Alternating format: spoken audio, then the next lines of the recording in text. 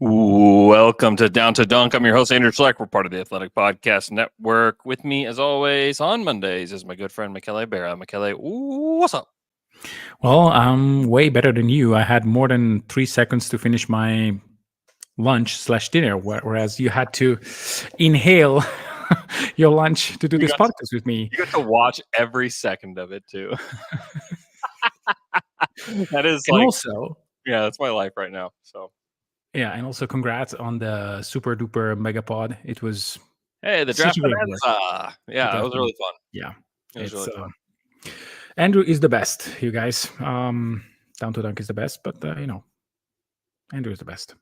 If you haven't heard it, you should go listen to it. There's a lot of really good, and it's funny because there are so many wild opinions, all over the place, which just shows like where this draft is just no one knows. Like no one has any clue. Not only do they not know where these guys are going, but no one knows who is actually going to be good or not, which makes the draft really fun. And because no one really knows what's going on, you should join us at the Jones Assembly downtown in OKC this Wednesday. Oh my gosh, I cannot believe we're like 2 days away from this actually happening. But join us. Get there 6:30. Get your spot. Get cozy. Get a beverage. Get some food, and just sit back and watch the draft with all your Thunder friends. It's going to be great. The Fry Pod crew will be there, and it's going to be great. So, also Alex is going to be here. So Alex Spear will also be there. So a chance to meet Al Baby Cakes in person on Wednesday night. So join us, the Jones Assembly, for the draft. Miky, we haven't talked about the Alex Caruso trade yet. You and I haven't. And so I've talked about it, I feel like 300 times. But for a good 500 minutes as of the last 4 days. It's been a lot, but give me your thoughts overall on Josh Giddey for Caruso straight up. Good trade. Oh, I tried to do the thumbs up in order to make this react. No, it's not reacting. StreamYard is not reacting. This killed my everything that I prepared for. Anyhow, I think it's a trade that we did not expect. The value of Caruso was kind of higher, I think, in certain analyzers or like media guys. I think that the value of Giddey was much lower in some of the covers that we hear. But we said it here, I think, that saying that Giddey was just a late pick in this draft was kind of a wrong assessment of his value. Because there are teams, San Antonio being one, that had like interest or may have interest in a guy like Giddey. And Chicago, well, I did not expect Chicago to have any interest because who knows what Chicago wants to do. They have Vucevic at the center, so who knows how are they constructing their team. But it makes sense. They have shooters. They have secondary ball handler Kobe White. They have Zach LaVine for now. DeRozan, who knows? Maybe DeRozan will move away, or maybe they will just clear house and restart with Kobe White, with Giddey, with Dosumnu, with whoever they pick in this draft, and they just start again.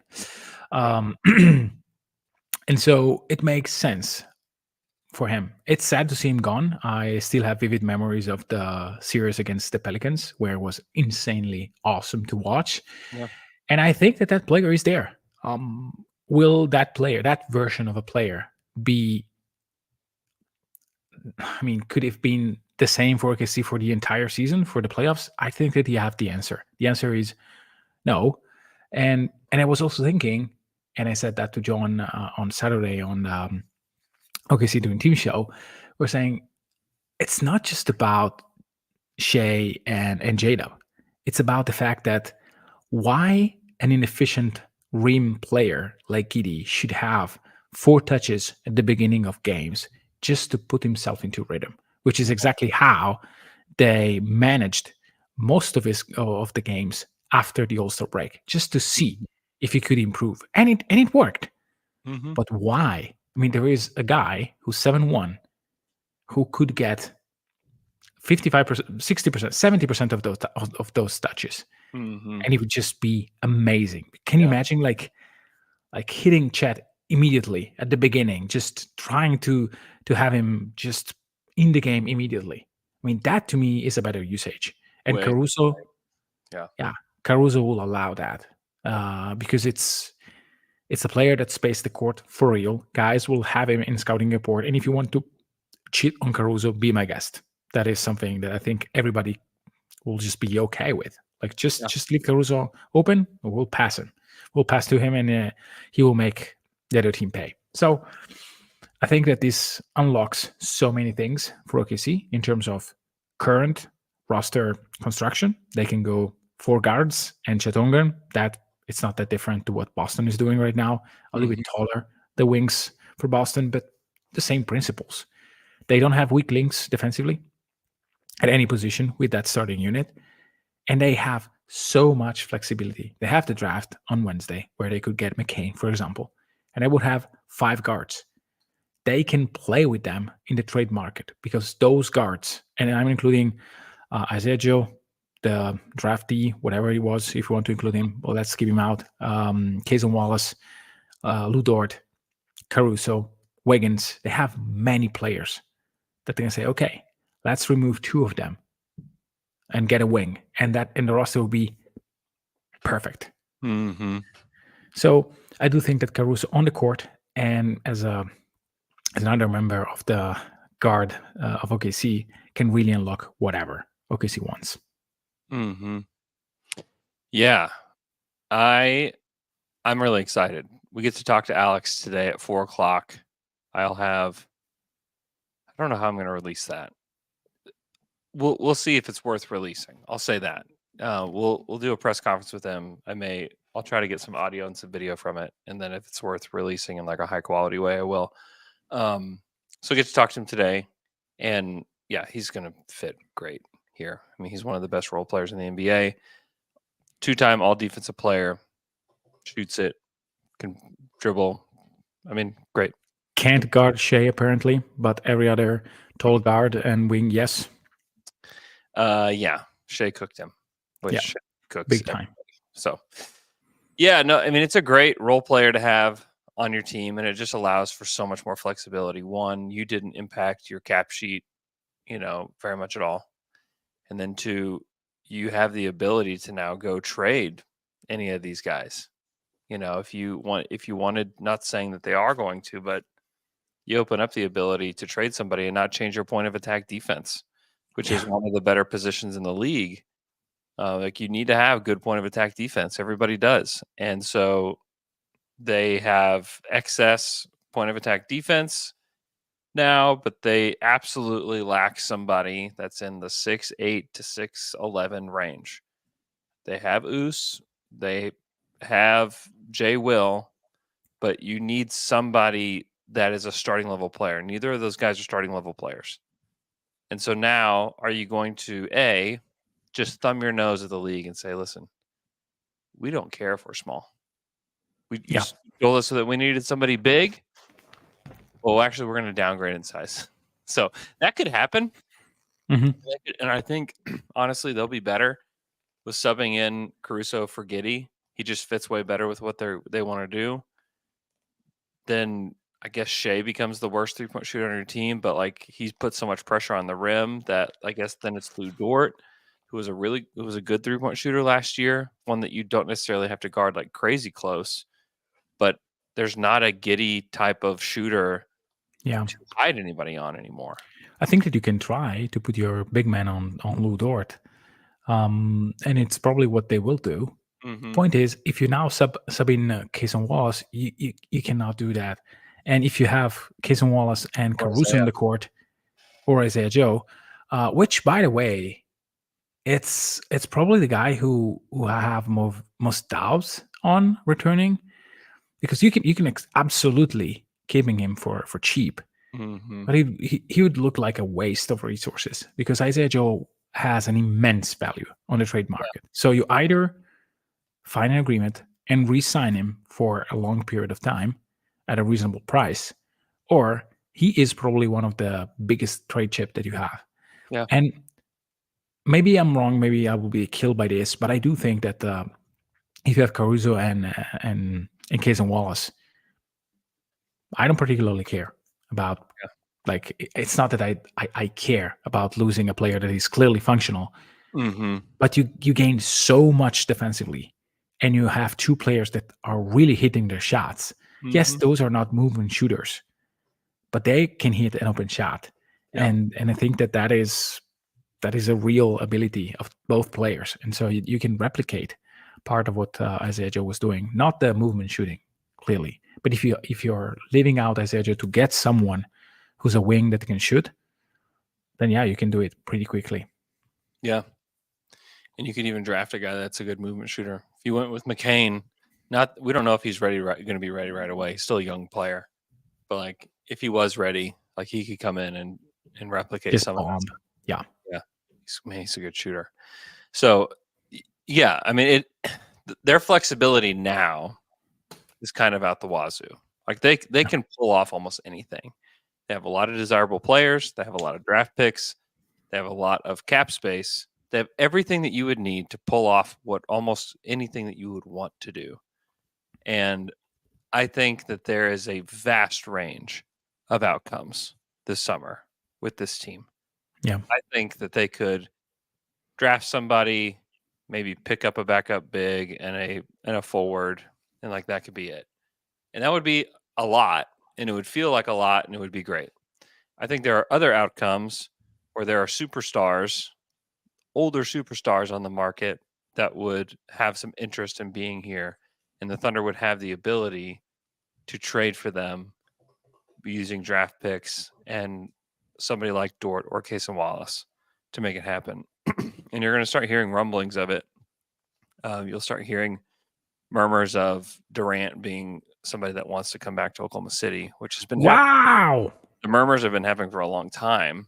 Like that's been a thing for a while, and I just can't help but wonder if that will start to heat up over the next few weeks, because you make the Caruso trade,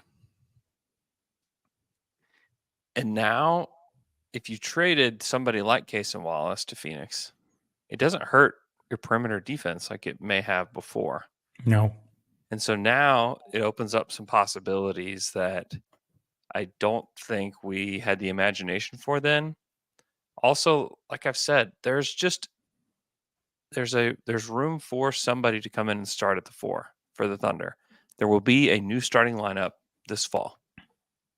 And I can't I mean, for a team that loves to have positional size, Mm-hmm. I can't imagine that they would be like, yeah, we're okay with having Jada be our starting 4 and then being undersized until you get to Shea. Yeah. I have a hard time believing that.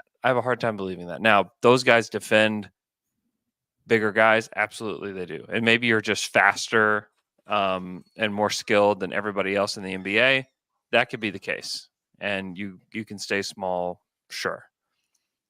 But just count me skeptical as somebody that thinks that this is the kind of team that they're going to go into the season with. I just think that they could, and maybe Oos pops. If I'm the Thunder, I'm not like counting Oos on pops.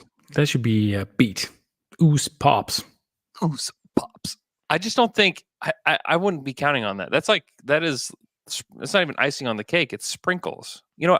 Listen. It's like those sparkling wine that when you open it, it's instead of a loud pop, you hear like pff. Exactly. Yeah, it's a Wow. twist top. Oh, you can also have the cork that is maybe the wine is not it's not as sparkling as it. So Yeah. okay, this won't do it. Listen, he wouldn't be icing on the cake, because I expect icing to be on cake when I eat it. Okay, that's an expectation. I think Oos is more of like he's sprinkles. If they're there, fine. If they're not, also or the cream that is aside, that maybe it fits, but not on every cake. Yeah. That's just kind of put along the side of it. Yeah, for example, if you eat like the Austrian strudel, with like this apple cake, it's not a cake, it's a dessert, and if you don't have cream, it's not good. But if you put cream on a very heavy chocolate cake, you doesn't don't need fit. it. You don't need it. Yeah. It could work though. Could Like, oh, work it's though. pretty good. I think that you go into next season. I just can't I just can't help but think that the Thunder aren't done yet. And there's whispers and rumors and murmurs of different things that could happen with this team. And the Do you truth is, have a list of guys that you would be in awe if they get him? What is your top 5? Oh, if they only get this guy. in awe, Yeah. like Like jumping, like maybe painting your hair, like do something really crazy if that happens. Maybe something doing a crazy. tattoo on your butt, like Dion Waiters. I mean, number one's Deontay Burton. Okay. Just bringing Deontay back, getting him some minutes. No, I mean, I think obviously the top of the list when you're talking about 6'8" to 6'11" players is Paul George and Kevin Durant. Like those are the In two. this order, Man, here's the deal. you have to. Don't talk me into your. Here's- I don't care. I need 1 and 2. I would rather have PG come back than Kevin. Wow, me too. Yeah, I would rather. And listen, like this is like, just to be clear, like we're talking a little bit out of turn with all of this. Sure, we are This is not like dreaming. this is dreaming a little bit. This is not rumors. This is not rumor mill. This is just like, hey, listen, the Thunder have the capabilities to do a lot of different things. And these guys are potentially available and Paul George more imminently than Kevin for sure. But Paul George is going to be on the market in some form or fashion. Yeah, And the Thunder have a previous relationship with him. yeah, and he has And the assets. yeah, Why and we're they have the talking about asset. it? Yeah, Yeah, and they have the opportunity to do the funniest trade in the history of the NBA. Where they get to keep J-Dub and Shea, and you get to add Paul George to that team. And so you're implying that they are trading Chet. no, they would not. They would keep Chet as well. Yeah, they're not trading Chet. It would be, I think, for the Clippers at this point, you could trade them back some of their draft assets that they gave you, and you could give Lou, to That them. sounds too rich. But maybe if you're really competing against the likes of New York, then you may have to give in something. Yeah, if it becomes a bidding war, and he's like, yeah, I would go to New York, OKC, or Philly. Yeah, but Philly, I he could don't. just sign outright. Yeah, So Philly will be out of this, I think. yeah, so But maybe. he'd have to opt into his deal, and then he could be traded. And this is what Chris Paul did years ago. I think the Warriors are also another team that would be in the mix for this. Yeah. And I so, want to be on the record saying that someone on this podcast mhm. suggested to trade Lou Dort. For Paul And it's not, George, but it's not me. It's not me. I just want to have it on the record that sometimes even Andrew has his moments where the first name he didn't try to do like maybe Kenrich Williams and Isaiah Joe. No, it's Lou freaking Dort yeah, as the first name. Just want to have it out there, like there. yeah. And like if you are dreaming, it's Shea, Alex Caruso, J Dub, Paul George, Chet is like Oh, that's the sickest lineup in the league. Like period. Like that's the end. yeah. I mean, PG's way more of a spot up shooter. He's a more of a guy. movement shooter. Like he can curl off screens and just bomb 10 threes a game almost. 10 threes a game. If you have PG and Chet out there bombing threes, you have Caruso bombing threes, and you have just wide open lanes for Shea and J Dub to just attack. They would be the best. That would be the best team in the NBA. But Yeah. again, that the amount of boxes that have to get checked before you actually get to the place where that's even possible is a lot, and we are very far away from something like that happening. So You're at number 2. You need to give me another 3 names, random 3 names.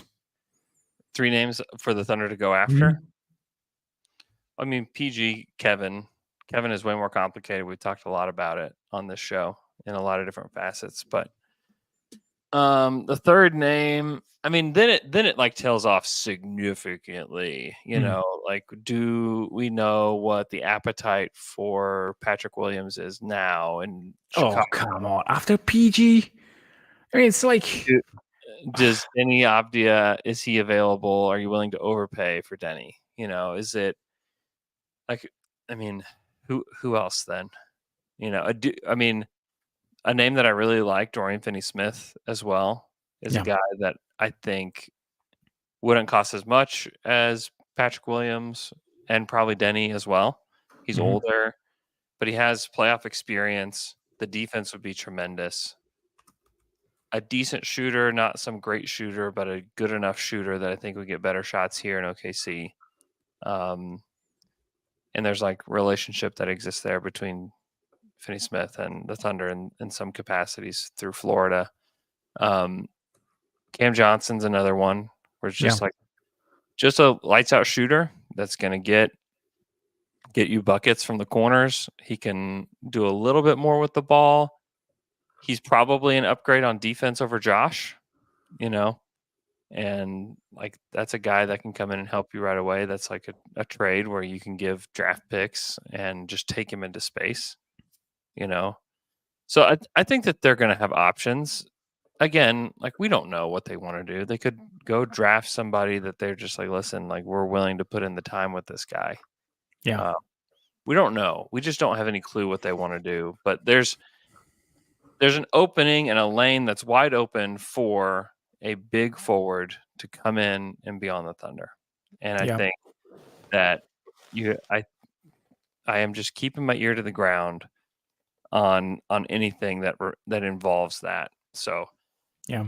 it's very Lukewarm intriguing. stuff. It's very Lukewarm interesting. stuff to finish this amazing list. What about Sacramento wants to shed money? Do you buy extremely low on a guy like Harrison Barnes? Oh, woof. I know, but hear me out. It doesn't cost anything. Probably you're going to be paid. He's very durable, and this is hey, I tried everything else and everything failed, Yeah. and he doesn't ruin your cap sheet by any means of imagination. Yeah. You can probably trade him next year, Yeah. recreating cap space in a moment where you may have different avenues to add new players. So I don't know. I mean, I he mean, can shoot it. he'd be He fine. He'd be fine. He'd be fine. I think OKC would be so much better with than without. Yeah, well, yeah, they need to fill that spot without a doubt. They need to fill that spot, And and he's a just decent big wing that can give you minutes against wing-sized player. So I do think that yes, the shiny things are the ones that one can see and look and say, oh, wow, okay, we need that. But also there are other options that may be extremely functional, even if they are not as shiny. And again, Barnes is probably um, at the low level of that list. It's he's a just corner three. I mean, he shoots corner threes. He shot at 42% last season. 38% overall. Yeah, It's yeah, he's a career 41% from the corners. So like this is, I mean, he's a good corner 3-point shooter. yeah. He doesn't help your rebounding, but he's He, also he was a better rebounder. I wonder if he's just in a different role now that Keegan is there. he's just a perimeter oriented player though. Yeah. Which is fine. Like that's the Thunder need those kind of guys. You remember when he used to post up every single time? Oh, And I he was, do. I yeah, do. He likes those like Kobe mid post fades, but he did it with so much uprightness. You know, yeah. it's just I don't know. I've never been a Harrison Barnes guy, but he would be like it's a fine version of what you would want at that position. I would rather go either higher upside or younger than Yeah, Harrison Barnes. sure. Ultimately, but yeah, that kind of guy to fill that role, would make some sense. Okay, let's take a quick break. We'll come back. We're going to talk about the NBA draft. And we're back after that quick break. Michele, the draft is Wednesday and Thursday. First round Wednesday, second round Thursday. It's gonna be strange, but very much looking forward to it. The Thunder have the 12th pick, as we know. There are a lot of possibilities whether this trade impacts the possibilities, I don't really know. And I guess we'll find out. I think it's maybe a little bit less likely that they take a guard, but I don't think that they really care because I just don't think this roster's finished yet. So I'm not sitting here saying like, oh, they're for sure not taking a guard in the draft. So I think that everything is still on the table. We do know that there were some groups that came in to work out in Oklahoma City. The most recent one included Ron Holland, Hmm. Jameer Nelson Jr., Trenton Flowers, Xavier Johnson all worked out in OKC. Jamal Shed was here, but he was not a part of the workout. He just kind of met with people. And Hmm. then Dylan Jones, which I don't know if that's been reported, but Dylan Jones has been in Oklahoma City as well and has worked out for the Thunder and has had like some meetings with them. He's a second round, more of a second round kind of guy, not somebody that they consider at 12, but a very interesting player at a Weber State that just put up crazy stats and is 6'5", but like 240. There's a lot to like about Dylan Jones, but we do know that they've worked out a lot of guys in the first round. I wouldn't necessarily say that really means anything that they've done these Hmm. workouts, but they want to get a look at everybody and they want to get a feel for who they are personality wise. But what are your thoughts as we sit here today? There's been a lot of mock drafts released. I feel like everybody is just kind of all over the place. We can start with this: is that ESPN is reporting that there is some interest from the Thunder side in trading up for Donovan Clingan. Hmm. Um, just your general thoughts on that rumor. Um, when we covered Donovan, I think a few months ago, you can clearly see a path for him working for the Thunder because he is a supreme defender. He can really learn how to defend in a span of a quarter. He did that against Edie in the conference, in the tournament, and he's a great rim runner. It's also a guy that will probably have a lot of issues playing 40 minutes a night. So you can start with him in chat and play him 22, 23 minutes in a like most of the bench, but also starting kind of role. He is not a shooter, and he's a terrible free throw shooter. So it's Yeah. not terrible. 60%. It's not good though. But he's a guy that can, I think, mimic what Derek Lively did for the Mavericks, and it makes sense to think about getting a guy like this. Trading up though, it's costly in terms of money. If you do that, it means limiting your maneuvering ability over the summer.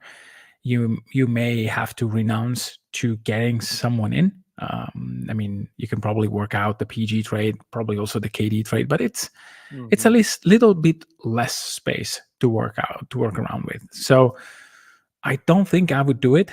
But in the same time, if Presti pulls that and he somehow gets a guy like Klingon, then I mean, then the defense will be something else. Yeah. Because with Klingon with the second unit, 18 minutes, he can get to a serious level of rim protection. The guy is enormous. He's 6'7" with probably 7'7" wingspan, something like that. So his tendon So reaches it's like in. just under 7'7". Yeah. Yeah, He's huge. he's huge. And again, I'm He's not against having a rim he's running like big, 280 especially too. Like he's 280. He's giant. he's a massive human He's being. like double Poku. Yeah, exactly. So I like the idea of giving a different look to Mm-hmm. some to other teams, and this is why I like Zakidi because he can give you a different look. He's Mm-hmm. more of a offensive player than Klingon is, so I like that part better. But I understand like having a gigantic human being, where if Chet really develops as a all around offensive player, you can play with Chet, and in those units you will not have someone scoring you. They did that with Jay Will. I think that with a guy like Klingon, they could do even more. So I'm not against. I don't really understand if there is a value proposition there. How much does it cost? 2 picks? seems quite rich. Yeah, yeah, it does. I You can just color me skeptical about this, and also the report is this exactly. Some have speculated on OKC with Klingon. Well, someone on your podcast speculated on OKC being a possible Klingon destination. So maybe this is where the rumors come from. That would be very sad. That would be very, very sad. It would be very, I don't know, not sad. Why sad? It means Oh, that you made it. yeah, no. You're officially uh, molding the discussion around OKC to your likes. I can promise you it's more like people see that OKC is small and they're Yeah. just like, you know what? He is big. So Yeah. that's why we think he equals Thunder. I So prefer Andrew like managing the discussion thing instead of this very basic read. yeah, and I'm not saying that they're not interested in him. I don't know. I honestly do not know what their interest level is in a player like that. I think it could work. I think that he is talented enough for it to work. I just wonder, one, if you're the Thunder, if you want to trade up to draft a backup big. Two, Yeah. if Klingon and his people would be like, this is awesome. We are a backup. We're going to be a career backup in Oklahoma City. Like I just don't know that it's like like how long would it work for Klingon? Like if Klingon is really good, how long is he just super happy being a backup in this situation? Like I don't know. Let You me know what I turn mean? this around for you. If he's Sure. great, then he's not a backup. Yeah, that's what I'm saying. That's what I'm saying. Is like he's not. But if he works, I mean, to me, in order for him to be great, it means that he is. Suppose that OKC drafts him. If he's great at what he does, it means that OKC has found a way to play him. And if OKC has found a way to play him, it means that the pairing between him and Chet Holmgren is just destroying everyone on the court. And if Yeah. that happens, it's not a backup. And OKC may be a great team as well. So Yeah. I don't know if that can work for sure. I do know that it worked with J Will in spots, but not really sustainably on offense. Hmm. For that, in order for that to work, you need to have way more shooting, and probably. I mean, I don't think that you can play Dort and Klingon together on the court because Dort is not that level of a shooter. You need something better. If you This is have, why, like, traditional centers are just so tough with this team. Is it you just I mean we talked about the possibilities of adding somebody that was a shooter at the wing. That just makes things feel so much more free and makes a little bit more sense to me. But I don't know. I just have a hard time getting there. I think the advantages of Chet Holmgren are at center. They played him. Intention when they drafted him was to play him at center. yeah, You go through an entire season and you are second in net rating. You have a top 5 offense, a top 5 defense with Chet at center. I just have a hard time believing that they would look at that and say, you know what? That was cool. Let's go this way instead. You know what I mean? I just have a absolutely. hard time getting there. And maybe that's just me. Maybe that's my problem. I've got problems. I don't know. Maybe that's my problem. No, I don't think that is a wrong read by any stretch of imagination. I think that is a good read on what happened. I also think that they don't know what it is to play Chad together with a great big. And maybe that could enhance both players. I have no idea. I don't think that like saying, okay, it worked. It didn't work very well with Jay Will on the court, and it's Mhm. like a minus on cleaner glass. Mhm. Um, so it will never work. I have no idea. If you Yeah, play Holmgren with Jokic, is that bad? I don't think it's bad. I think it may be awesome. Now, Klingon is not I'd bank Jokic. on that being awesome. Yeah, I'd go ahead and bank on that being Yeah. amazing. So I do think that they proved the concept that having Chet alone on the court as a big man works to a very, very high degree. But mainly because they didn't have anybody else.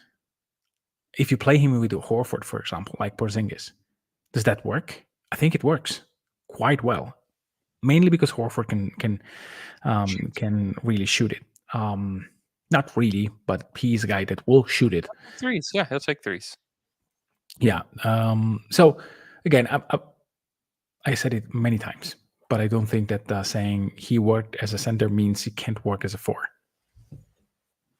But I would not have Klingon at the top of my draft board for OKC. Yeah, I mean, I don't know. I just have a hard time getting there. It was also reported in here that they have interest in Tijan Salon and Bub Carrington and Johnny Furphy. Johnny Furphy, that is a guy who I think is a supreme buy low prospect. But I mean, why reaching for a guy like Furphy? I have no idea. I mean, he Yeah, liked the probably prototype. straight down, right? I mean, maybe not. He's only I, he's not. I, He's yeah, I don't know.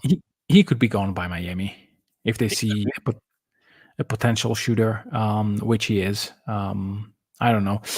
Saloon, it's an interesting prospect to be enamored with. I think that he could work, not next year, I think. So it's, I don't know, the development curve for a guy like him seems like way different, Yeah. which is, for example, not the case for Keyshawn George, another guy who was rumored to be maybe in the radar for OKC, because the shooting is real already, and shooting will probably keep you on the court somehow, even if your defense is not there. If you show that you care enough, which Keyshawn George is also like not a terrible defender, then these two things will keep you on the court for OKC quite a lot. With Tijan, I mean, the misses were bad. Dort bad. The makes were good. The percentage overall is okay. The physicality is surely okay.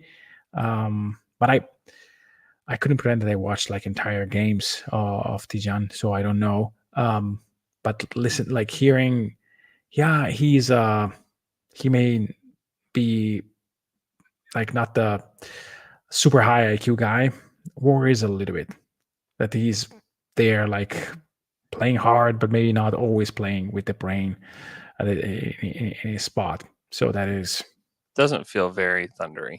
yeah. In some ways he does, in some ways he doesn't. And Yeah. I can see it working. If they really think that he can shoot it and he can be a good defender and a guy that can rebound like a madman, like yeah, that there's definitely a lane for a 6'10" player that plays like that to make it on the Thunder for sure. And I would not be shocked to see the Thunder swing again at 12. I just would not be surprised by it. You know, Carrington is another swing. It also is the start of the Bub and Dub era, which I think we all want. And then like Furphy is like this 6'8" wing. He's young. If he works out, like that's another great player for the Thunder. You know, I think like all of those make some sense. I would like really any of those, to be honest. Yeah. And the Thunder believe in their G League development. They believe in their ability to bring these guys along. I think it's just going to get harder and harder, though, as you continue to go for this to actually work. But who knows? This could end up, you could end up swinging really hard and then connecting, and then wow, now you have like Connecting, you said? Connecting? and trading for Dalton Connect with the Blazers, and you trade up to 7 to take Dalton Connect. That would be a guy who surprises me the most. If they Yeah. dropped Dalton Connect, I mean, I said, where have I been with my evaluations? Like, I can see basically any other player. I see them trading up. Maybe him and Dillingham, but even Dillingham, I could say, okay, they really want someone that They want to can back up that create. can really handle and create. Yeah. Yeah.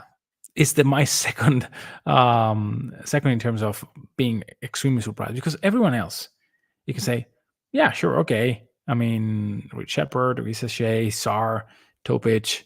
I would be maybe number 3 on my list of guys who I would be very surprised, because it seems that they just went away from a guy that is not an elite shooter. Like listen, we are kind of done with like a 6'8" pass first, point guard that needs the ball in his hands to create.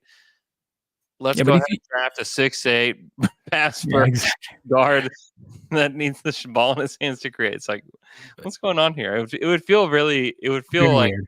hey, we wanna. We had Josh Giddey, but what if he was from the other side of the ocean? Maybe maybe Exactly. maybe that'll work. Like, I don't know. Yeah. Because I mean, you can say Ron Holland, yes, makes sense. Stefan Castle, sure. Matas Buzelis, yes. Sar, yes. Klingen, who said maybe yes. Cody Williams, Devin Carter, Jared McCain, Jacoby Walter, even who.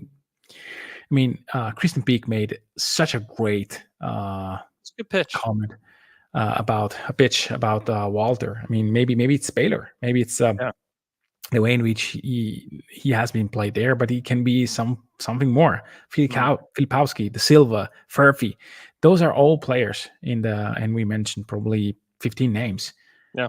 who are not in very dissimilar tiers, and they all make so much sense. And then there are Holmes, Shaq Edie, and then probably Carrington, guys like that. Hmm. There are still guys that are in the same kind of mix there, but not really, and guys that you can like easily say, okay, he makes some sense if you just adjust this or that, or if he just improves there. So Yeah. so yeah, I mean there are very few players that starting today say, I'll be very surprised if Mm, OKC ends up with him. hmm. Yeah.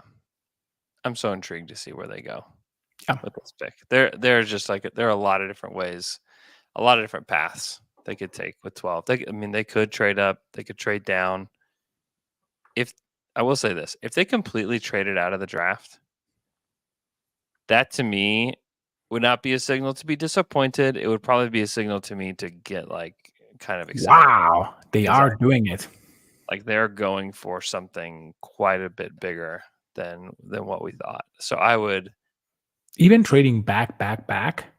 Like suppose that somehow on Yeah. draft night they trade with let's see what they have. Well, they could Right. trade with New York. New York has 2 picks back to back, 24 and 25. Yeah, but that doesn't save a lot of money. If they somehow say, okay, we So we got trade the second round. with Utah, we trade back our pick, and we get some assets in the future, like a swap in 2026. Yeah. That is a signal that they are out for something really big. Because they would You say mean with this move, they would save probably you're talking about the four, 29th pick or the 32nd pick? 29th. Okay. Yeah. It's less money. I think it's like 2 million instead of six, maybe less. Yeah, I mean, it would be Couple. a signal that they're trying to preserve more cap space for Yeah. something else. Yeah. And it's basically let's swap the picks now and we will do it again in 2026 in our favor. Yeah. Yeah, I don't disagree. I think that would be really interesting. I think I think everything is on the table, and some of it will depend on, who's available at 12 too. Hmm. I would not be surprised if if they did draft some kind of. I don't think that you can draft just like a pure project, and it would be like. I think that they would have to think that these guys are a little bit more ready, and they've shown in the past a willingness to play younger guys when they have some readiness. Like Steven Adams, I thought was a project for sure back in Yeah. the, and he ended up playing a lot his rookie season, and I think a lot of people were surprised by that.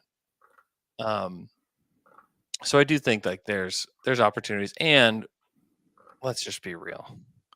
We feel like we've been through the draft cycle. We feel like we know who all these players are. But the truth is, like, we really don't know. We really don't know who these guys are, Yeah. what they're going to be in the league, what they are personality wise. We just don't know those things. And so, like, there has to be not only like it's fun to do all the draft research and to feel like you know these guys and everything, but like you have to have some NBA draft humility about it too, because like we just don't really know. Like, we even can say, like, oh, I think this guy's ready to play now. And that just may not even be the case. We just, even looking back to last year's draft of the guys that could and couldn't play right away. I mean, I think Jarris Walker was a guy that a lot of people thought, like, this guy is built. He's ready to play Yeah. now. Um, the Pacers said no, he's not ready to play now. Grady Dick, I thought that he would have been a guy that played a lot more than he did Yeah. for Toronto.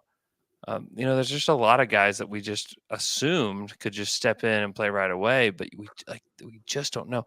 Omax Prosper was drafted by. It's funny. This is like a great example of like how much we really think we know. The Mavs came away last season or at the draft last year with Derek Lively and Omax Prosper. The way it was talked about after the draft was they drafted a wing who's ready to step into the rotation right away. He's a Yeah. 21-year-old junior, 6'8", can hit corner threes and can defend. He'll be ready to go right away. They drafted Derek Lively at 12. He's one of the youngest guys in the draft. He's 7'1", and they believe he has tremendous potential to be a guy down the road that contributes at a very high level. But what happened? It was the exact opposite. Like we Exactly. feel like we know at this point. Like we are days away from the draft. We feel like we know. But like the truth is we just don't. And so like having some NBA draft humility when it comes to what happens on Wednesday with whatever outcome it is, like I think is very healthy to have because like we just as much as we watch and talk to people, and I feel like throughout this draft cycle I've talked to a lot of different people, on the pod, off the pod, just about opinions, and man, they are all over the map. They're absolutely all over the map. And so I've just cautioned people about big reactions either way on Wednesday to what happens, because there's a lot to happen. Cason Wallace was better than what anybody could have imagined, him to be this year. By quite a substantial margin. So it Yeah, was not like, yeah, it's a little bit. No, he could play in the yeah, playoffs, and he yeah, could have gotten more minutes. yeah, totally. He was really, really good. So, anyways, just that before we go. Again, join us at the Jones Assembly Wednesday night.